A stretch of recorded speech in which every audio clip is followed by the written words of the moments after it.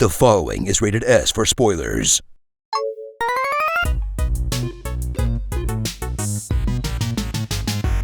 As gamers crave something new, one game will say bonjour with a new spin on something old in a turn-based RPG that boldly asks the question, what if Mario RPG was really French and depressing? Same diff. Clair Obscur, Expedition 33. Saunter your way to the indie darling that took the industry by storm with a game made by ex-Ubisoft devs that proves it's not for lack of talent that their games all suck now, with its unique storytelling, visuals, and mechanics that made you like the French for the first time since the End of the World video. But I'm little tired. Well, have a nap then, vas-y, missus! So much so that it took a clean sweep at the Game Awards, then proceeded to lose a whole ass Game Award because of generative AI. Ubisoft habits are hard to break, I guess. I can't prove it, but I'm sure Kojima orchestrated this somehow. I mean, look at that devious look on his face. That for the most part deserved the wins. If only so that it gives us hope we won't be stuck with AAA games made only for investors. I mean, at this point they should know better, right? Guess not.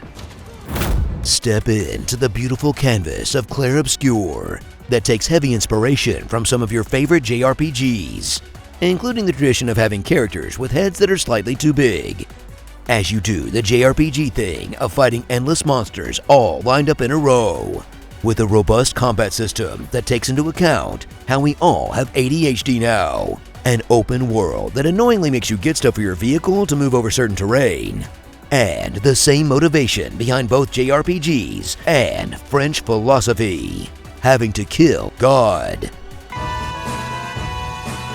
Liberté, égalité, limit breaké.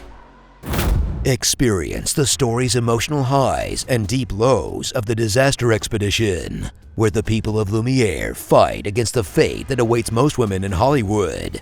They get literally Thanos dusted when they reach a certain age, as the number ticks down to 0 every year for the inhabitants to die younger and younger.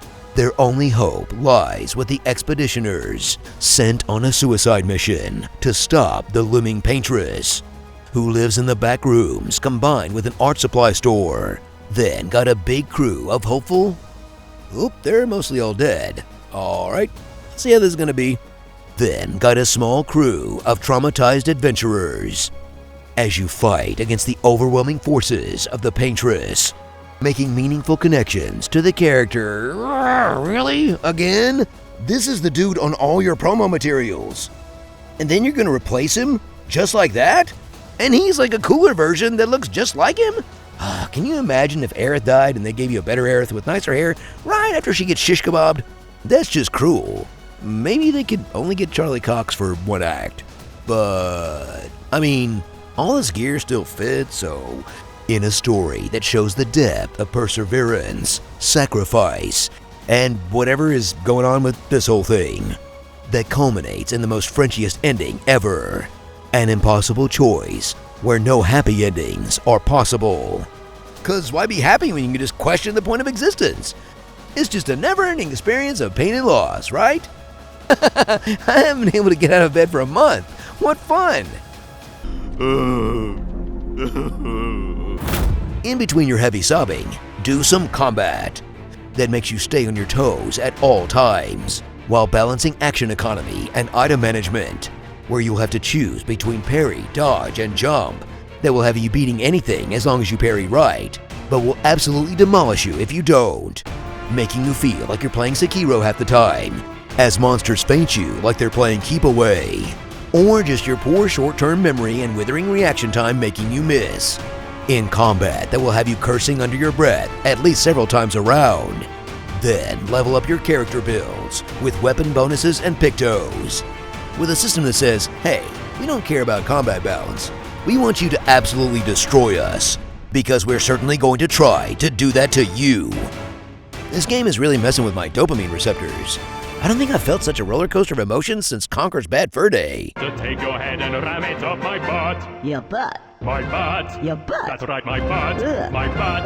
My butt! So pick a fight with that gestural, and do some French Duolingo for a game that really feels like it was made with passion, that doesn't just take nostalgia, but distills it down to the best parts, giving us a glimmer of hope that it will empower more people to make games like this in a sea of mediocrity.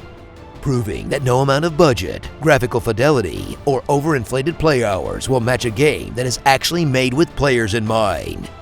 So I guess the winning formula is just doing the exact opposite of what Ubisoft would have done. Who would have thought? Starring Robert Patton, the story. Off-brand Clive, Redhead Depression, Feet Mage, Tarot Girly, Psychotic Pinocchio, Senior Roth, and he's definitely High Wind. Super Depression RPG, Legend of the Emotional Scars. This game is gorgeous, like a real piece of art, but I have a really hard time not being distracted by how dirty Lune's feet must be. You're just gonna walk barefoot over the bodies of your dead comrades? They can make a magic piano, but not some Crocs. You nasty.